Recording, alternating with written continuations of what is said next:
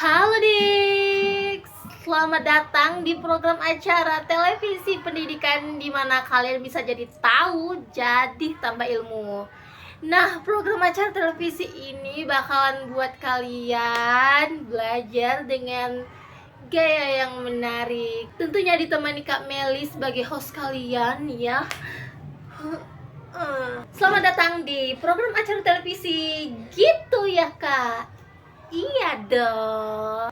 Jadi gitu ya Kak, adalah program televisi pendidikan di mana kalian bisa belajar dan kalian bisa jadi tahu, jadi tambah ilmu. Ditemani oleh Kak Meli sebagai host, dan nanti bahkan ada bintang tamu yang bakal Kak Meli undang, di mana itu sesuai temanya ya. Misalnya kita nanti mau bahas apa, akan ada orang yang ahlinya ya dalam bidang tersebut.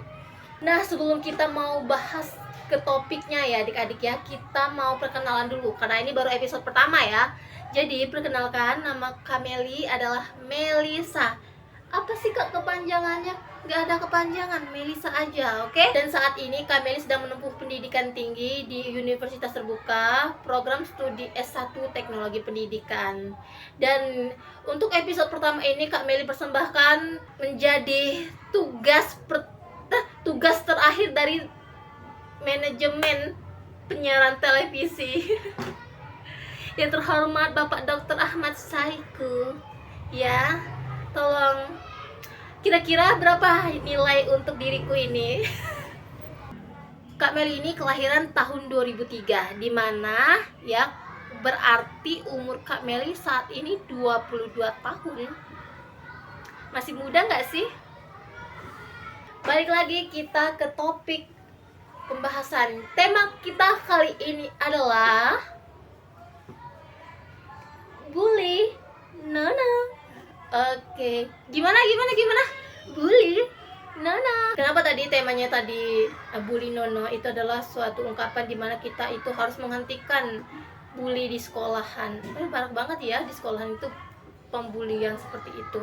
Dan di sini kita bakal bahas ya lebih mendalam, namun secara singkat agar adik-adik nih mengerti kenapa bully itu tidak diperbolehkan gitu. Kita kan selalu bilang bahwa oh bully itu nggak boleh, bully itu apa. Tapi untuk anak gitu yang tentunya masih dalam proses belajar, itu mana tahu gitu apa itu bully gitu, ya kan? Apalagi di saat ini kita tuh sudah terlalu menormalisasikan gitu. Sudahlah, namanya juga anak-anak tuh kan, anak orang lain mukul gitu, ya udahlah namanya juga anak-anak gitu kan. Nah itu karena kita sudah terlalu menormalisasikan hal tersebut, nah makanya hal itu tuh udah banyak banget terjadi dan kita membiarkan itu yang tidak boleh. Kita balik ke pertanyaan pertama, apa itu bully? Dix, apa itu bully? Bully atau perundungan merupakan suatu tindakan seseorang yang dengan sengaja dan secara berulang menyakiti, merendahkan, dan menindas orang lain. Kalian sudah bisa tahu kan bahwa apa itu bully? Bully itu adalah suatu tindakan seseorang dengan sengaja dan secara berulang-ulang menyakiti, menindas, ataupun merendahkan orang lain. Kenapa bully itu dilakukan secara berulang-ulang? Ya karena dia dengan sengaja mau nyakitin orang tersebut. Oke, kalau misalnya kita, aku nggak sengaja itu cuma dilakukan sekali. Kalau dilakukan berkali-kali, itu apa namanya? Bully. Lanjut lagi ke poin kedua. Halah, cuma bercanda. Nah, bercanda dengan bullying itu dapat dilihat dari niat pelakunya. Apabila korban merasa tersakiti, merasa direndahkan, merasa tidak enak hati karena perbuatan orang tersebut, itu sudah dikatakan bully. Terus bagaimana kalau misalnya ya emang tuh anak aja yang lembek gitu, emang tuh anak aja yang gampang sakit hati. Yang perlu adik-adik ketahui adalah kita itu kalau misalnya mau bercanda dengan seseorang, kita harus lihat dulu orang tersebut ya. Kalau itu sahabat kita yang emang udah kenal sama kita, bercandain seperti apapun itu tuh mungkin ya ya itu namanya niatnya bercanda gitu. Tapi kalau misalnya kita orang nggak kenal atau kita itu cuman nggak terlalu deket sama tuh orang, kita sengaja banget ngomong kasar, ngomong ngejelekin orang tersebut, ya udah pasti itu sudah berniat untuk membuli. Oke, niat kalian dulu seperti apa. Dan ingat ya, kalau misalnya mau bercanda apalagi sama teman kita sendiri, lihat dulu orangnya tuh seperti apa. Kalau misalnya dia tidak bisa diajak bercanda seperti yang kalian bilang tadi, ya emang dia orangnya seperti itu, cengeng atau segala macem, nggak usah diajak bercanda seperti itu gitu. Dia tidak suka diperlakukan seperti itu, jangan perlakukan dia seperti itu. Oke, itu catat. Selanjutnya, jenis-jenis bully. Nah, bully-bully itu banyak banget jenisnya. Apa saja jenis-jenis dari bully itu? Mari kita bahas ya. Yang pertama itu ada bullying fisik. Bullying fisik itu melibatkan kontak fisik langsung yang menyakiti tubuh atau merusak barang korban. Tadi dari pengertian dari bullying fisik tadi sudah dikatakan bahwa terjadi kontak fisik antara pelaku dan korban, dimana mungkin pelaku itu memukul, menendang atau apapun. Terus juga apabila terjadi kerusakan ya barang-barang dari korban, itu sudah termasuk bullying. Misalnya sekedar mematahkan pensil gitu agar temannya nggak bisa nulis, atau menyembunyikan barang-barang temannya, itu sudah termasuk bully ya. Perhatikan dulu ini adik-adik, jangan dilakukan. Dan catat ini. Selanjutnya itu ada bullying verbal. Bullying verbal ini menggunakan kata-kata untuk menyakiti. Ini sering dianggap remeh namun berdampak dalam psikologis anak. Nah, contohnya mengejek nama orang tua, menghina fisik atau body shaming atau ancaman. Nah, ini sering banget terjadi ya teman-teman. Kamu gedutan ya. Misalnya dugong gitu, mirip dugong, mirip monyet gitu. Itu suatu bentuk bullying verbal. Itu seringkali dianggap remeh oleh orang lain gitu. Padahal itu salah satu perbuatan yang menyakitkan ya, yang didengar oleh orang lain gitu ya. Jadi catat ini, jangan dilakukan. Oke? Bullying sosial, dimana ya seseorang ini berupaya merusak reputasi atau hubungan sosial seseorang. Contohnya menyebarkan rumor bohong, mengucilkan seseorang dari pergaulan, atau mengajak orang lain untuk membenci korban. Nah, ini banyak banget ya yang terjadi ya teman-teman, dimana kalau misalnya ada slack gitu ya, ada masalah dengan teman kita sering ngomong, nggak usah lah temenan sama dia tuh kayak gini. Nggak usah lah dia temenan sama tuh orang, dia tuh kayak gini tahu gitu. Nah, itu salah satu bentuk bullying sosial, dimana nanti kalau kita sudah ngomong kayak gitu, orang bilang, oh gitu ya, dan orang itu bakalan menghindari si korban ya, yang jadi topik pembicaraan itu. Dia akan menghindari, dan akhirnya apa? Seseorang ini akan dikucilkan di lingkungan tersebut. Padahal berita yang diberikan belum tentu benar. Oke? Selanjutnya itu, ini yang paling banyak terjadi di zaman sekarang, dimana itu cyberbullying. Nah, cyberbullying itu apa sih? Cyberbullying itu perundungan yang terjadi melalui teknologi digital. Bisa dari media sosial tadi ya, chat, game online. Nah, misalnya contohnya gini ya, mengirim pesan teror, menyebarkan foto aib, atau komentar jahat di postingan. Nah, untuk berkomentar jahat di postingan itu udah paling banyak banget ya. Ya, haters ini ya. Kalian itu kayaknya cantikan si ini dia daripada si ini. Dia nih kayak ternyata kayak gini ya. Jaga ketikan kalian, jaga ketikan. Era digital saat ini mudah banget ngetik-ngetik tanpa mikir, tanpa pakai otak lagi, udah ngetik-ngetik, nyakiti hati orang lain. Sampai sini adik-adik dicatat, oke? Mengapa pelaku melakukannya? Ini penting banget. Kenapa sih seorang pelaku itu bisa melakukan bully seperti itu? Kita lihat. Pertama itu bisa dari masalah keluarga. Nah, pelaku ini mungkin meniru kekerasan yang ia lihat di rumah atau kurangnya perhatian dari orang tua gitu. Mungkin anak-anak ya yang menjadi pelaku itu sering mendapatkan perlakuan kasar dari lingkungan sekitar, baik itu orang tua, kakaknya atau siapapun itu sering mendapatkan perlakuan kasar gitu, mungkin dipukul atau segala macam. Hal itulah membuat anak kayak ngerasa, oh, gak masalah dong mukul orang lain gitu. Kalau orang itu salah berarti gak masalah dong pukul gitu. Itu kita nggak bisa cuma nyalahin orang tua. Di lingkungan anak itu seperti apa, pertemanannya seperti apa, bentuk gurunya itu seperti apa, atau misalnya orang tertua kita, misalnya neneknya atau lingkungan itu. Jadi itu tuh sebisa mungkin itu harus diperhatikan ya, lingkungan anak itu seperti apa, nanti tidak dicontoh oleh anak kita. Itu sih. Dua, itu anak yang melakukan bully itu ingin diakui atau merasa berkuasa. Nah, biasanya kan anak-anak yang membuli itu akan merasa hebat atau populer ketika berhasil menindas orang lain. Wah, hebat, orang-orang takut sama dia, gak akan berani orang-orang nindas dia karena dia hebat, dia kuat gitu. Hal itulah yang dia pengen ngerasa diakuin, dilihat banyak orang, dan berkuasa, ditakutin. Kurangnya empati atau ketidakmampuan untuk merasakan penderitaan orang lain. Anak yang melakukan bully itu kurang rasa empati, dimana dia kalau mukul orang kayak gak punya rasa empati. Itu kayak dia tuh gak memposisikan dirinya tuh sebagai korban. Aku kalau dipukul sakit, aku gak mau pukul orang lain. Ih, kasihan ya dipukul sakit gitu. Atau misalnya menjelekan orang lain, ih aku nggak mau dijelekin kayak gitu, aku nggak mau jelekin orang lain, pasti sakit hatinya. Atau sekedar kayak, kalau aku ngomong kayak gini nanti orang itu sakit hati nggak ya gitu. Sekedar mikir dulu sebelum bertindak. Itu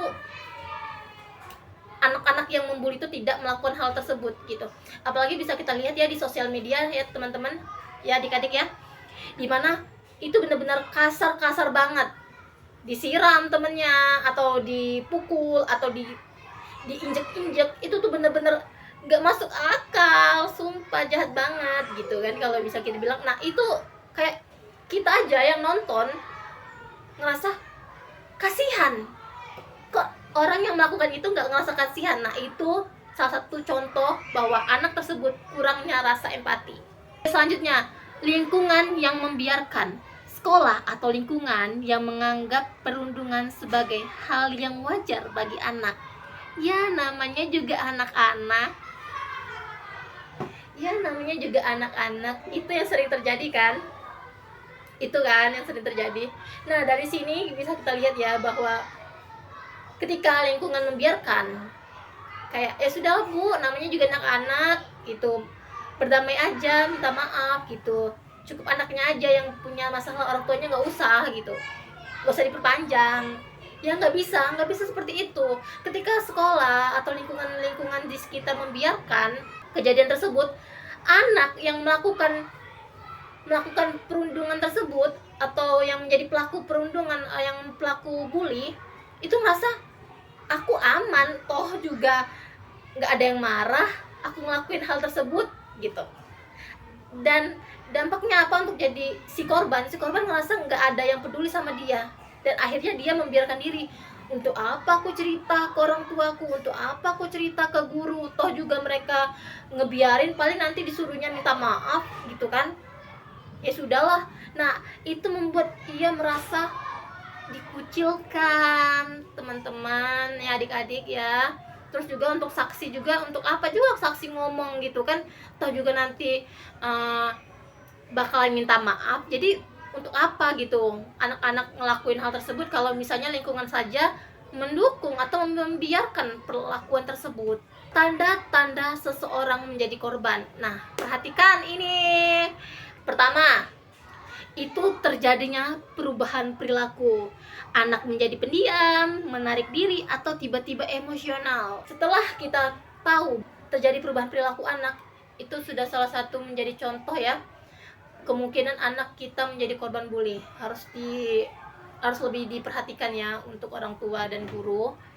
dalam fisik ya, itu bisa terjadi memar, ada luka memar pada anak yang tidak bisa dijelaskan gitu ya, atau barang-barang yang sering hilang atau rusak gitu. Lukanya tuh yang nggak wajar gitu, luka yang kalau misalnya jatuh ya udah jatuh aja, tapi kalau misalnya luka kayak yang terjadi di aku lihat di Facebook, ada anak yang matanya itu tuh bisa sampai merah kayak gitu loh.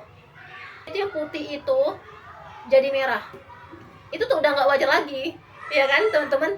Nggak wajar lagi. Anak kita pergi ke sekolah dengan baik, terus pulang-pulang itu matanya merah seperti itu tentu udah nggak wajar. Pasti ada suatu benda yang menghantam dia. Itu bener-bener anak SD loh, siapa lo kayak gitu ya, nggak kepikiran kan pasti. Selanjutnya dalam akademik. Nah, untuk di akademik nilai anak itu bisa turun drastis, atau juga enggan pergi ke sekolah. Kalau misalnya itu ke sekolah, kampus ataupun bekerja, itu harus diwaspadain ya. Kenapa anak itu bisa nggak mau ke sekolah? Tanya dulu ke anak, kenapa nggak mau sekolah? Permasalahannya itu apa? Bagaimana sih pencegahan dan penanganan bully ini? Pentingnya untuk speak up. Pertama itu penting banget untuk speak up. Ini mendorong korban maupun saksi untuk berani melapor kepada guru, orang tua, atau kalau misalnya udah bekerja atasan. Apabila terjadi sesuatu yang tidak diinginkan, ada perkataan yang menyakitkan, atau ada perlakuan yang tidak enak dari seseorang, speak up. Ibu, dia pukul aku gitu. Ibu, dia ambil pena aku gitu. Aku lebih senang seperti itu. Ketika anak sudah berani berbicara apapun kepada guru, berarti dia tuh udah percaya bahwa guru tersebut mampu melindungi dia dari si pelaku tersebut. Oke? Selanjutnya, peran bystander menjadi upstander. Bystander itu apa?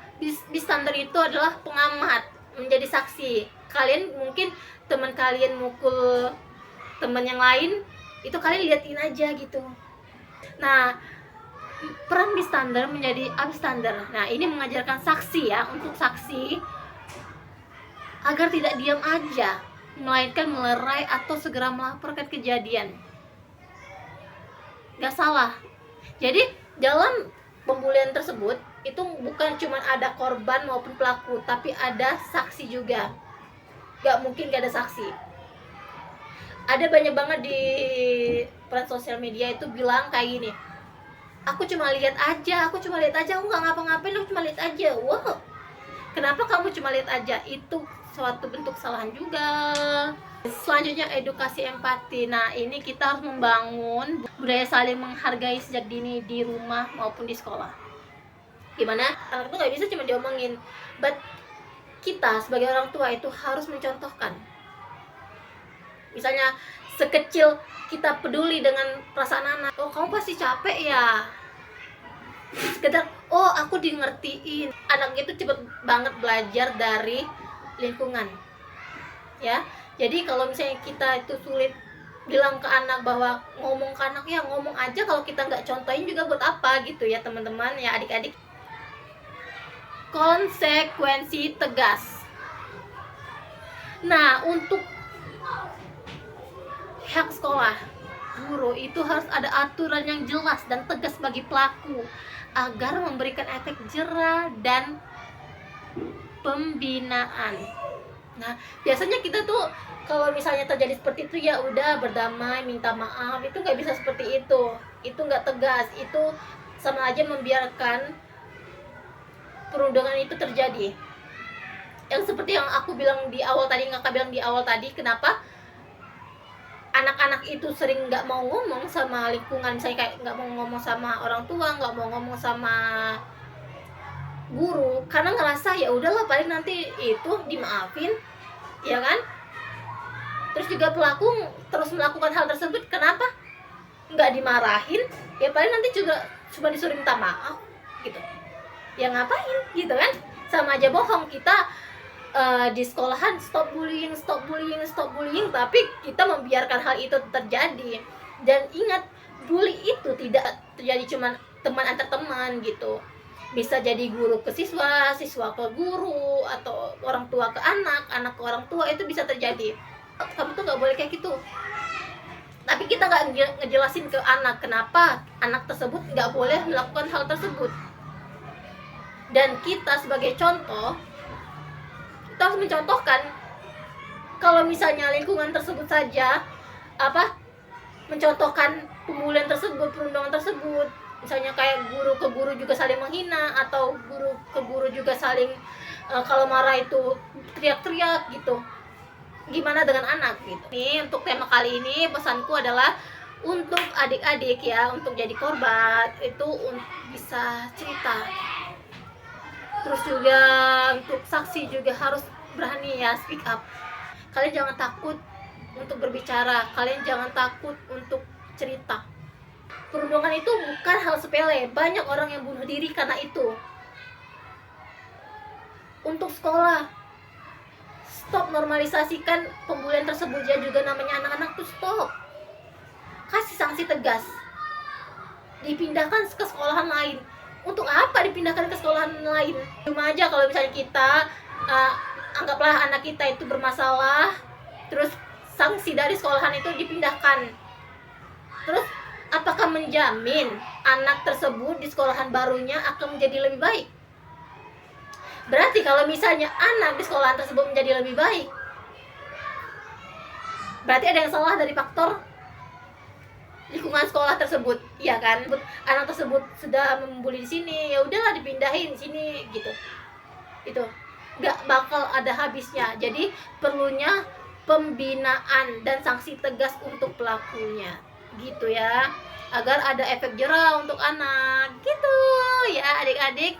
Dan untuk adik-adik ya, pesan kakak jangan dilakukan hal tersebut ya. Kalau misalnya kalian bingung mau cerita dengan siapa, kalian bisa cerita dengan Kak Meli, oke?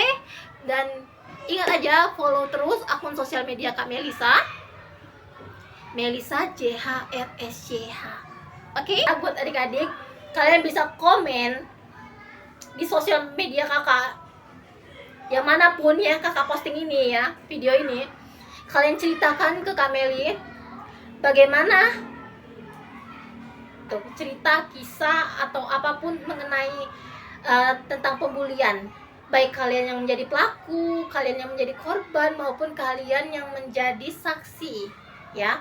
Bagaimana keadaan di sekolahan kalian, bagaimana situasi yang terjadi pada saat itu, oke?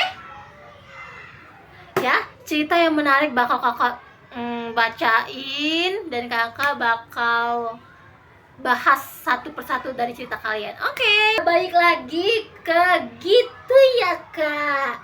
Iya dong. Sebelum kita akhiri acara kali ini, kita mau baca dulu pertanyaan dari adik-adik. Tuh untuk pertanyaan pertama ya. Kak, aku Syakila. Halo Syakila. Nah, kenapa aku suka nggak pede tampil di depan banyak orang ya? Nah Syakila, dengerin Kak Meli ya. Intinya kalian itu jangan menjelekkan diri kalian sendiri. Ketika kalian menjelekkan diri kalian sendiri, beranggap jelek tentang diri kalian sendiri, kalian akan menganggap orang lain berpikir jelek juga tentang diri kamu. Oke, selanjutnya Jo.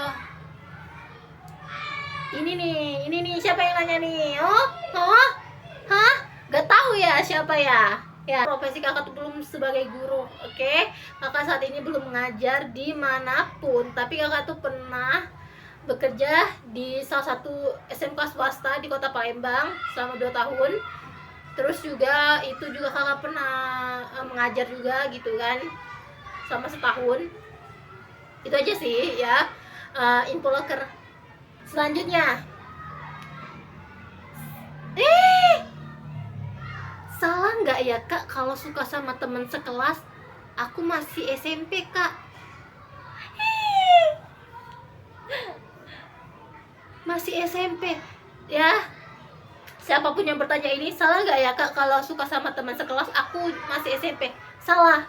Kamu suka sama teman sekelas itu banyak banget, itu salah ya. Satu aja. Ngapain suka sama teman sekelas banyak banget? Oke, satu aja ya adik-adik ya. Oke, nah adik-adik ya, kembali lagi di kontes tadi ya, pertanyaan adik ini. Jawabannya adalah Ya kalau kalian suka sama lawan jenis ya nggak masalah. Saran kakak jangan pacaran dulu lah ya, nggak boleh pacaran ya. Anak SMP nggak boleh pacaran ya. Cantiknya aku tuh gitu aja lah. Aduh, pertanyaan terakhir ini ya, nggak ada pertanyaan lain ya? Ya, nggak ada pertanyaan lain. Oke lah, kita jawab ya. Katanya gaji guru kecil ya kak, padahal cita-citaku jadi guru. Apakah gaji guru kecil? Kalau misalnya untuk pegawai negeri, guru yang emang udah pegawai negeri gitu, yang gajinya itu ya berapa ya, UMR atau bisa juga lebih, dan itu juga ada tunjangan, terus juga ada hal-hal lain lah pokoknya hal-hal lain lah gitu ya, itu bisa lebih gitu. Tapi kalau misalnya untuk guru swasta, gimana cara ngitung guru swasta? Setelah itu dihitung per jam. Misalnya kayak kalau kalian lihat di apa namanya, jadwal pelajaran ya. Nah, jadwal pelajaran itu kan misalnya kayak matematika jam 7 sampai jam 7.40. Jam 7.40 sampai jam 8.20 matematika gitu kan.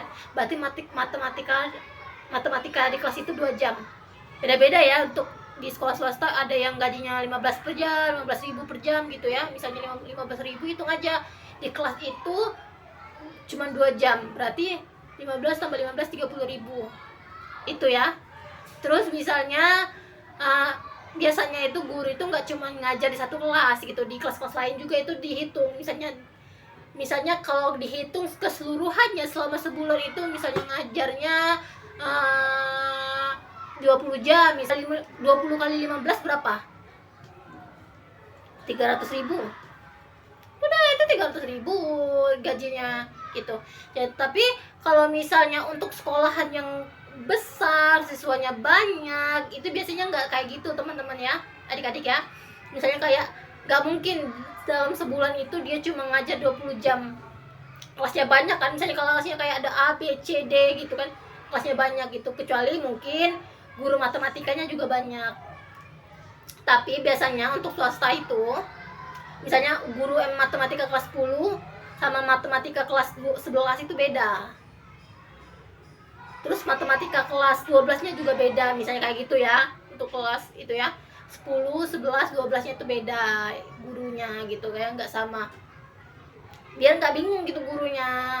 Nah, rata-rata juga guru-guru swasta itu nggak cuma satu tempat ngajarnya, ada tempat ngajar lain gitu. Itu ya kayak gitulah pokoknya ya. Kalau misalnya kelasnya banyak, itu nggak mungkin kan ngajarnya cuma 20 jam, itu bisa mungkin kemungkinan itu coba kita hitung 40 jam gitu ya. 40 kali 15 600.000. Nah, kasihan banget gitu ya ngajar 40 jam itu 600. Nah, adik-adik ya, kalian kan bisa lihat ya di mata pelajaran itu kan, misalnya kayak jam pertama itu matematika 7 sampai 7.40. Berarti per jamnya itu dihitungnya 40 menit. Gitu kan? Nggak mungkin 1 jam gitu dihitungnya. Nggak 60 menit, cuma 40 menit gitu. Itu. Gitu. Jam pelajaran sama jam biasa tuh beda gitu ya. Oke? Jadi nggak usah takut. Tapi mungkin untuk sekolahan yang besar, elit, ataupun kelasnya internasional gitu ya, kayak sekolah-sekolah yang emang ya kayak gitulah pokoknya ya, nggak usah dijelasin. Itu nggak mungkin gajinya per jam 15.000, nggak mungkin ya. Mungkin aja bisa lebih gitu, nggak tahu, belum pernah nyoba gitu. Atau juga ada juga sekolahan yang lebih bagus seperti itu, biasanya itu gajinya tuh sama kayak bulanan gitu, kayak PNS gitu. Guru-guru PNS gajinya bulanan, mau ngajar berapa jam pun gajinya tetap seperti itu gitu loh, tetap sekian juta misalnya gitu. Terus juga ada tunjangan, ada fasilitas rumah, ada BPJS segala macam itu sih. Nah, tentunya itu bagaimana kalian sendiri, gimana kalian sendiri gitu ya, mau jadi gurunya seperti apa gitu. Tentunya kalau misalnya sekolahannya yang bagus, misalnya kayak kelas sekolahan yang internasional, nggak mungkin lah kan kita nggak bisa bahasa Inggris, pasti dia pengen merekrut guru yang profesional, yang bisa bahasa Inggris, yang mungkin bisa bahasa lain seperti Mandarin atau Jepang segala macem gitu, yang memang diperlukan, yang biasanya dipakai dipakai siswa sehari-hari gitu bahasanya gitu ya. Oke, tinggal kita aja yang menyesuaikan mau yang seperti apa. Mungkin nanti makanya kebanyakan anak-anak Gen Z seperti kakak ini ya nggak mau gitu ngajar dulu di swasta gitu, tiba-tiba gitu tes ikut PPG dapat sertifikat terus ngajar gitu di sekolah negeri gitu, jadi pegawai negeri. Mungkin itu yang diharapkan gitu, padahal guru-guru yang saat ini memang mengajar di negeri yang jadi sudah jadi PNS dulu tuh juga mereka ngajarnya di swasta dulu gitu sebelum jadi PNS sampai saat ini gitu ya. Tapi kalau dihitung itu rugi, enggak ada yang rugi. Ini balik lagi ke kita, oke? Balik lagi ke kita ya. Oke, kakak harap nanti kedepannya juga untuk pendidikan ini bisa lebih baik lagi dan kalian juga makin belajar. Oke, jangan lupa tugas dari kakak tadi ya, ceritakan kisah kalian tentang pembulian ya. Udah sampai sini aja, waktunya tuh benar-benar singkat ini, paling nanti kakak potong, oke? Oke, bye, makasih udah nanya. Yang mau tanya aja ya di kolom komentar.